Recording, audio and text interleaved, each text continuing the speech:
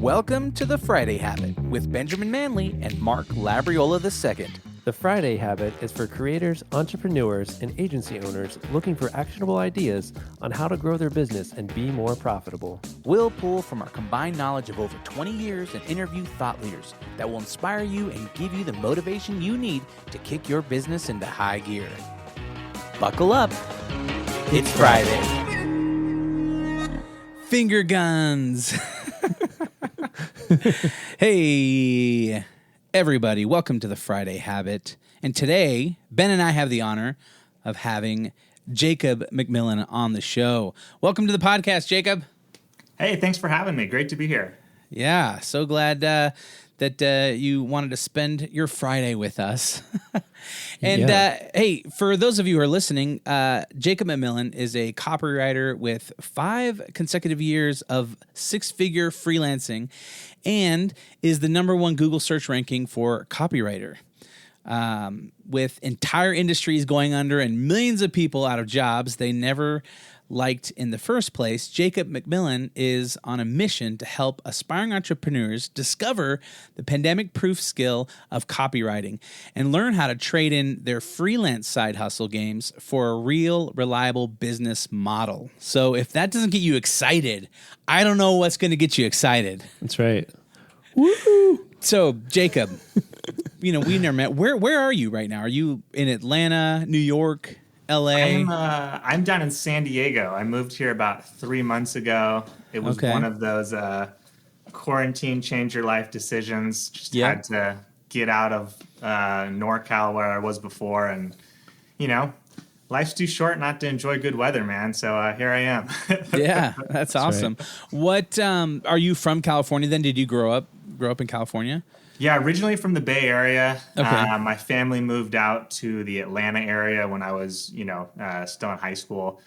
Did college there. Then immediately, as soon as I could, came back out to the West Coast. Loved the West Coast. And was up in NorCal again for a few years. And now down in Southern California in San Diego. Awesome.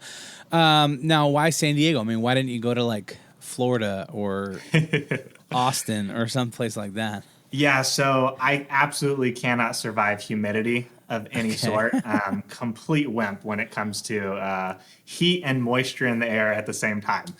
So fortunately, my wife was from the San Diego area, so she has a lot of family and friends here. It was an easy sell to get us back down here. So trying to enjoy the warm weather with keeping it relatively dry, and not a whole lot of places you can do that. In the U.S. at least. Oh, that's true. Well, hey, we like to start off the show with a conversation question. And so we have these conversation cards here that I'm going to randomly pick a card from and then ask you whatever is on this card. So I love that. It could be a would you rather or an open-ended question. So let's see here. All right. Would you rather lose your pinky toes or lose your pinky fingers? Ben, you got to answer this one too. I'm thinking, don't pinky toes help with balance or something? Yeah, I feel like, would you be falling over constantly? I mean, do you need pinky fingers? Are those just vestigial? Do you really need those? Yeah, that's true. You could pick up a lot of things. You could still eat. As long as you have your thumbs, you're pretty golden. I've been trying to figure out what would be harder, like running without pinky toes or like shooting a basketball without a pinky finger. And I think I have pretty good balance, so I think I could afford to lose 20% of my foot digits and still be able to stay upright. So I'm gonna go with the pinky toes. And the other thing about the pinky toes too is that you can hide those in socks. Okay. If you're missing your fingers, it's going to always be like an awkward conversation of like, hey, what happened to your pinky fingers? And then it's on this podcast and there's a would you rather, and exactly. That's how I lost them. Or you could always have some sort of good story like, I was in debt to the mob and, they took my fingers and... You just write a new story for each time. Yeah, you exactly. You just have a few in your back pocket. I was trying to get away from this gerbil and it bit me and... Not the gerbil. Those poor gerbils. So Jacob, tell me a little bit about, you said you grew up you said Atlanta and then moved back to California. So when did tell me about your journey as far as like you graduate high school and then you decide like I'm going to go to college or I'm going to go to trade school. I mean, just pick us up from that and then to, your journey into becoming an entrepreneur and coaching other freelancers. Yeah. So, I mean, I definitely grew up with the mentality that, you like college is just like the natural next step, So, I did that without thinking, just, trying to find a school that wasn't going to put me in too deep a debt. I ended up going to the University of Georgia. It was great at the time. They had a pretty good state scholarship system. So like, if you had decent grades, you could get a lot of your tuition paid for. So went to UGA, was, had to pick a major and was kind of thinking like, shoot, what's the major that limits my opportunities the least? Because I have no clue what I want to do. Kind of landed on the accounting program. Thought, hey, like, what could I possibly do where like at least knowing some basic accounting wouldn't be beneficial to me? Right. Plus, I'm like kind of competitive, and that was supposed to be the hardest major in the business school. So I was just like, I'm just gonna do it just to be like. You're like, we had to do lots of calculations. Again, it was like ready, set, calculate, and very competitive. I know how those accountants are. Exactly. So I did that. The only thing I knew for sure when I graduated was that I did not want to be an accountant. So great decision. The nice thing was I had ended up doing sort of. This is kind of its own crazy story, but I ended up doing door-to-door sales one summer. Got the pitch, kind of knew like this is pretty insane. Literally everything they're telling me in this pitch is insane, but the averages of what people make they're quoting me are, sound pretty nice. And, it's either that or I go guarantee I make a fraction of that, working hourly somewhere. Yeah. So I was like, I've always been like, just got enough of a narcissist in me to roll the dice on myself, So I was like, I'll just take a shot, see if I can actually get some of these numbers they're throwing out there. And wait, so what were you selling? Were you selling like bug spray or? So it was these like educational handbooks, textbooks. I don't know if you ever had someone. Yeah, you're that guy. I was that guy. I was 100% that guy. And listen, like, I kind of grew up in a little bit of like a culty environment. So like, hey, you're in good company. Yeah, you are. Oh yeah. So when I get brainwashed good, man. So like I was taking the cold showers at 6 a.m. I was knocking on doors 8 to 9:30 at night. Like every little bit that they told me, I just went all in, did it. Nice. Ended up paying for like 3 years worth of school in one summer. Oh wow. So at the end of the day, it ended up working for me. But I knew at the end of the summer, like you couldn't pay me twice this to go do this again. Right? Yeah. There's a lot of it that I absolutely hated, but I kind of enjoyed the core process of selling. Like we're having a conversation. I'm listening to you talk to me about your needs and challenges, and then I'm just connecting. This thing that I perceive to be very valuable and helpful. I'm connecting it to your needs. And so I liked that part. I didn't know if that was going to apply to anything, but out of school, I sort of started digging into like websites and SEO and online marketing, and ended up taking like an entry level job doing some like hourly SEO work for this 2-person local company. And I sort of realized after, a few weeks, like most of what they were doing sort of hinged on writing. And writing had always been something that just came easy to me. I was a, very avid reader growing up. And so, just being able to turn thoughts into words just came easy. And so with SEO, I started realizing, hey, like these guys are ordering, 20 to 40 articles a week from these like online, content mills. If they pay me basically what they're paying them, and I can do like 2 articles an hour, like I'm making triple minimum wage. Like to me, that was, hey, we're rolling in the dough at that point. So I pitched them on that, and that was kind of my first freelance writing gig, so to speak.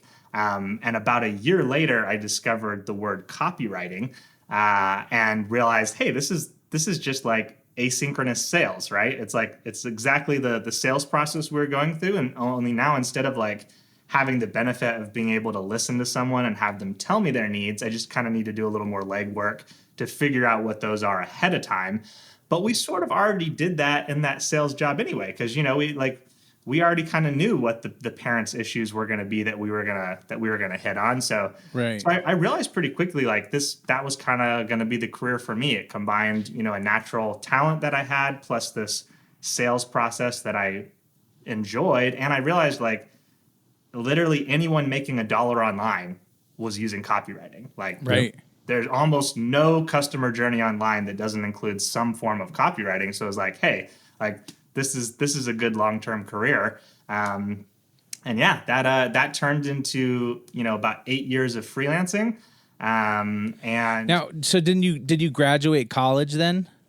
yeah, so me discovering that all came after graduating. Okay. I graduated. I was still a little in that culty upbringing, so I started going and doing. I went to this like part-time unaccredited ministry school, thinking I was going to be a pastor the rest of my life. Now, are we talking like Mormonism? Are we saying you went on a 2-year mission, or are we talking like legalistic fundamentalist Baptist? So I don't know if you're familiar with like Pentecostalism at all. It's a branch of Christianity. So it was kind of, I was sort of in a specific cult offshoot of Pentecostalism. And like I said, I was fully brainwashed. I was in deep, you know. You're slain with the Holy Spirit. Oh yeah, on the daily. So anyway, I needed something to kind of, you know, pay the bills part time while I was doing that, and that's where I discovered online marketing, and it was, I had built basically like a Christian men's blog that was like my little immediate form of ministry at the time, and that's what I was looking to market that, and that kind of got me into it. And then by the time I had started to really discover copywriting, I was sort of seeing this as a potentially different career path that I might be interested in. And then within the next year or two, I had sort of started to deconstruct out of the cult I was in. And so, you know, at that point, I just ran with full time with marketing. Ironically, like, Pentecostals treat their, you know, or at least the branch I was in, they treated Christianity like marketing anyway. So it wasn't a huge leap to go from that environment to just, you know, now we're selling something else. It's just, you know, not religion. Ben, was the sect you were in Pentecostal too? Parts of it. Yeah. I mean, I was all over the place, but yes, you're not alone, Jacob. You're not alone.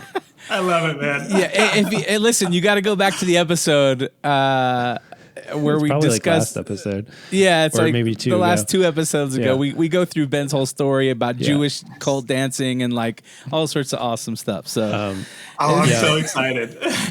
I know. I'm like, we just need to have a whole separate podcast. Just start a new podcast and talk to you about. We've talked about it, like maybe like, you know, like spiritual cosmonauts or something like that. You know, where we could talk about all sorts of interesting journeys of people. Interesting backgrounds, and we're both very fascinated by belief and stuff like that, and all that. But anyways, so copywriting. Yeah, so copywriting. Hey, so I have a question. I mean, during this time, like, how are you making money? You know, if you're writing a blog, I mean, were you just working at Chick-fil-A and or were you raising support? I mean, how are you making money as you were kind of developing your skills and so I moved out right after graduating. Like, you know, like I worked at Starbucks over the summer, then moved out to California to go to this school. As soon as I moved, I started looking for jobs and found that SEO company, the local one, 2 people. Yep. So they hired me on just doing hourly stuff. And then I upsold them on this, like me doing all the writing that they were outsourcing to these content mills. So then I had sort of like, you know, 10 to 15 hours a week doing their like link building stuff on top of like, you know, things like anywhere from 20 to 40 articles a week that they're paying me like, you know, 12 to 15 a pop on. So like that was enough to get me through for like the first year. And then they started having me do guest blogging. And I had one person that I had pitched an unpaid guest post to in my mind. I was like, this is just, I just want the link. My guy's going to pay me for the link. And they came back to me and they're like, hey, we love this article. You can bill us at the standard rate of $120. You're like, wait a second, that's a lot more than $15. A lot more than 15. Yeah. So that was the first time where I realized, there's actually a demand for the content from the publishers. Like, it's not just marketers looking for links. Like, there's actually people want the content and they're using it to build their businesses. And so I really ran with that, and so at that point I was pitching, pitching paid gigs for blog posts, doing that on a freelance basis. I found that if you did a good job for different editors, a lot of times they knew a lot of people who are looking for writers too. So you'd get a lot of referrals and things like that. And then, once I discovered sort of the copywriting side, like more of the sales copy type stuff, then I started finding, hey, there's all this demand from small businesses, mid-sized businesses evolving, pivoting, who all need website copy. And so I started, doing that as well. And so those are kind of the two pieces that I did primarily, even through the full next, 8 years. It was a couple years into it that I sort of really dug in deep and started trying to learn SEO, and really understand SEO. And when I did that, then I started discovering, hey, some of these long form posts, I got these small clients paying me pennies, and we're outranking these 8-9 figure businesses who I know this is one of their top keyword targets. And at that point, after having that happen with a few clients in a row, I was like, I really need to pivot to focus really specifically on this as a service, some of these nationally competitive terms. And so that kind of started to take on, the direction of my career during those last of the 8 years. And then I finally just got to a point where I was like, wait a second, people have been paying me to do this stuff for their businesses for the last 8 years. They're clearly making more money on it than they're paying me, or they wouldn't be paying me. Why didn't I start looking to do this for my businesses? And so the last 2 years have mostly been me kind of building or buying and building, a little portfolio of sites of my own.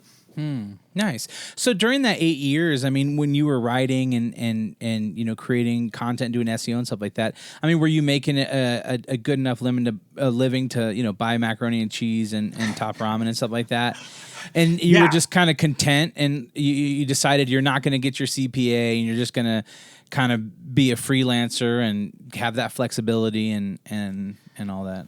Yeah, so it really coincided with that school I was going to, which was about a 3-year thing. And so I did it part-time for 3 years. By the end of the third year is when I had really started to conclude, this is kind of BS. I'm not going to be going just in time to finish the program, right? As with everything in my life, figure out you don't want to do it by the time you graduate, right? Yeah. So at that point, I mean, I think I'd probably been averaging, by that third year, I was probably averaging I don't know, maybe 3-4K a month. And this is working 20, 25 hours a week. That's a great living. So I mean, I knew at that point, this is legit. I can really do this for keeps, so to speak. So after that, the next year, that fourth year was my first year where I was full time. And I was able to do about 80K that year. And then the next year, I think that went up to 120 to 150. It's hard to remember. One of those numbers is revenue, one's net profit. And then the third year, I think it was 240 revenue and 210, 220 net profit.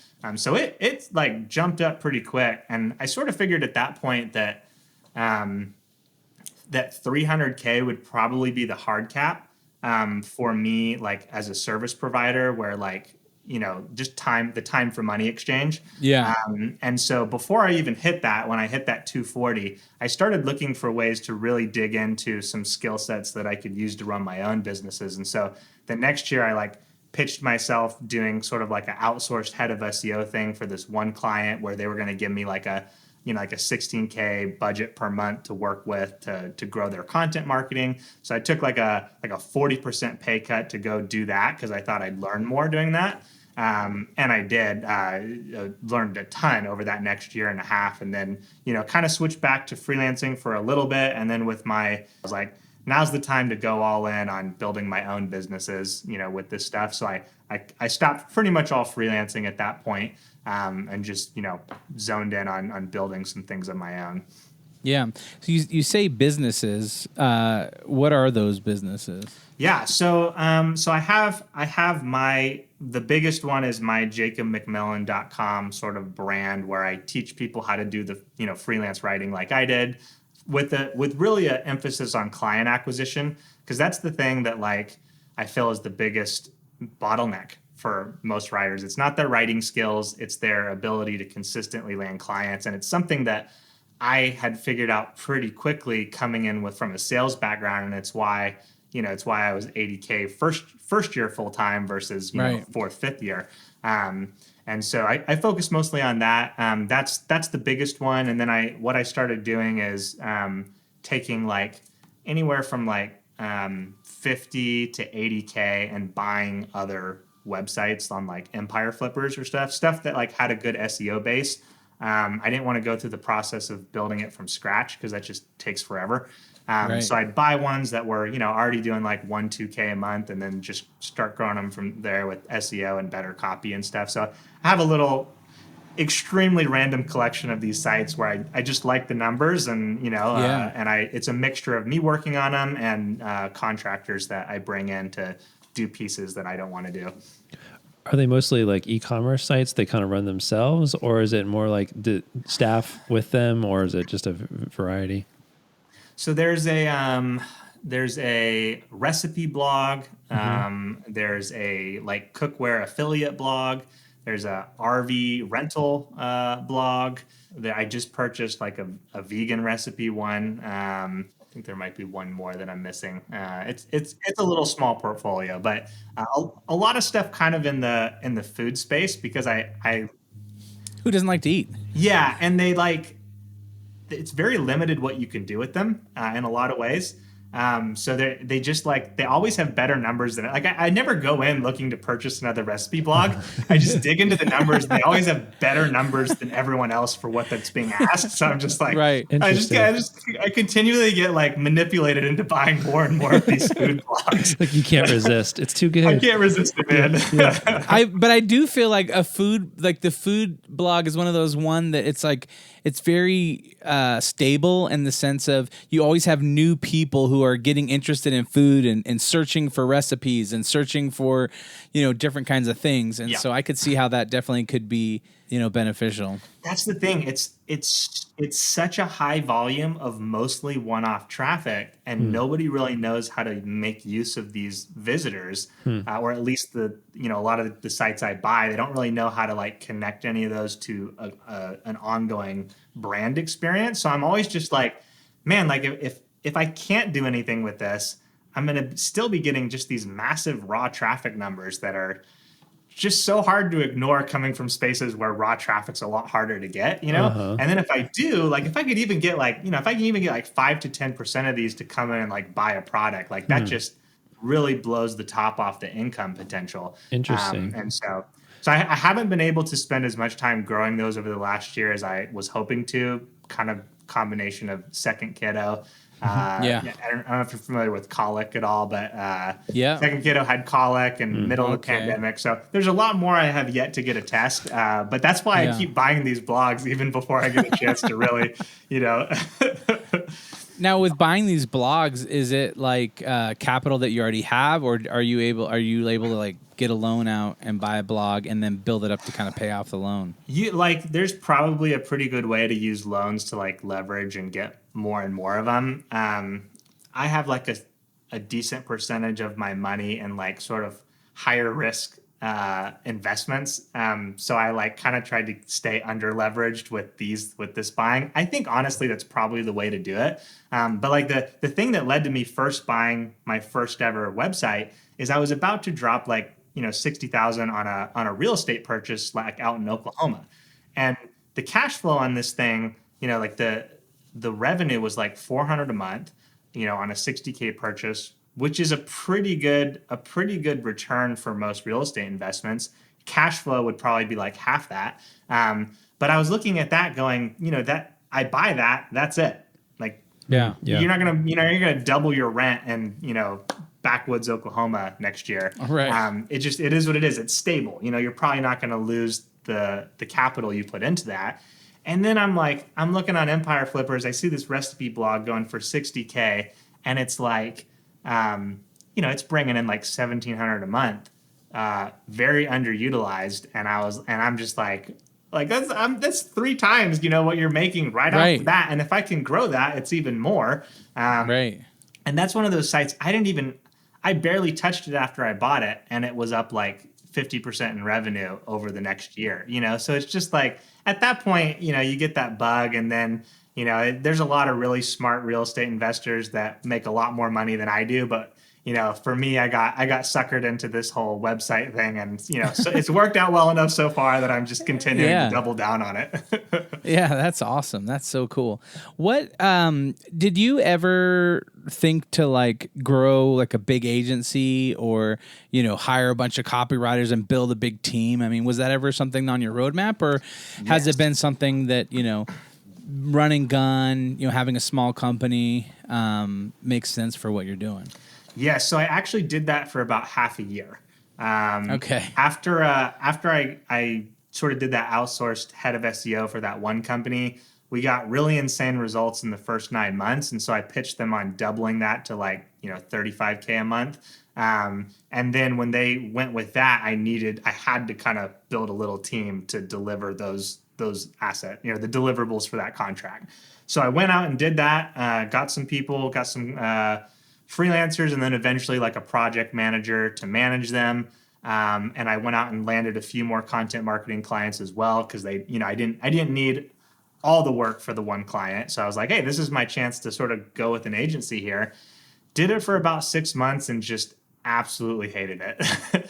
It was a combination of things. One, I hated the responsibility of like having, I realized at a certain point, I really would need to go full time instead of contractor to make this work.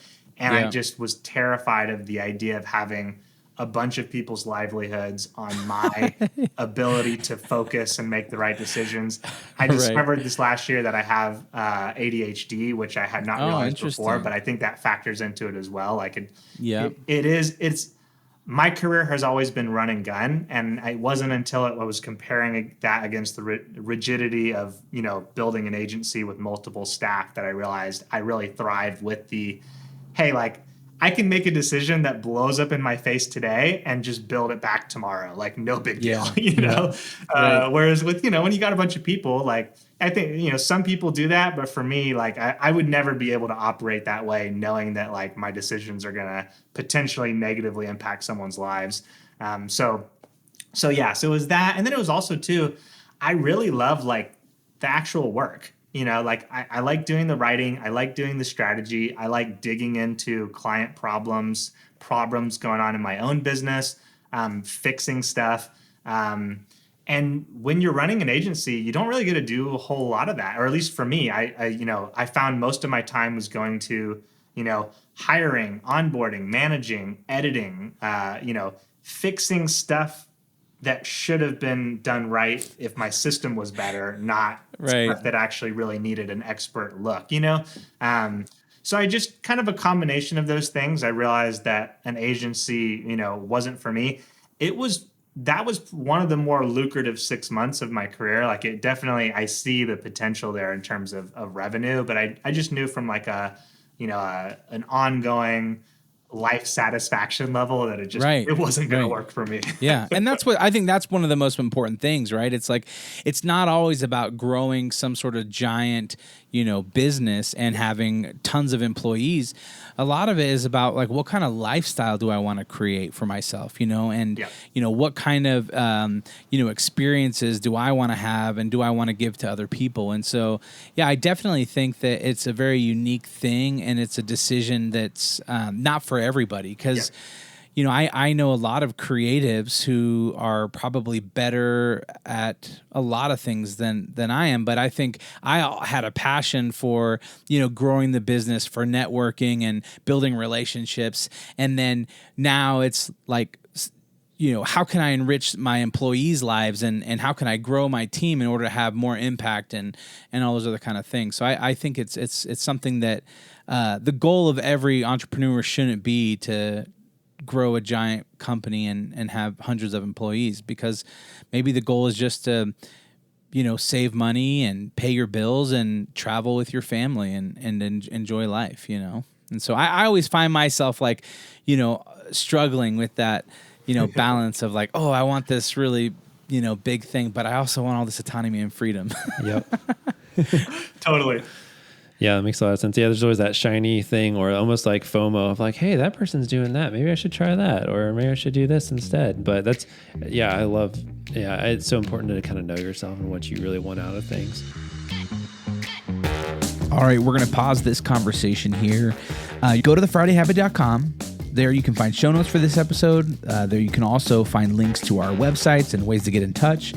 At the bottom of the page, you can download our guide to the Friday Habit System that will show you how to set aside one full day each week dedicated to working on your business instead of in your business.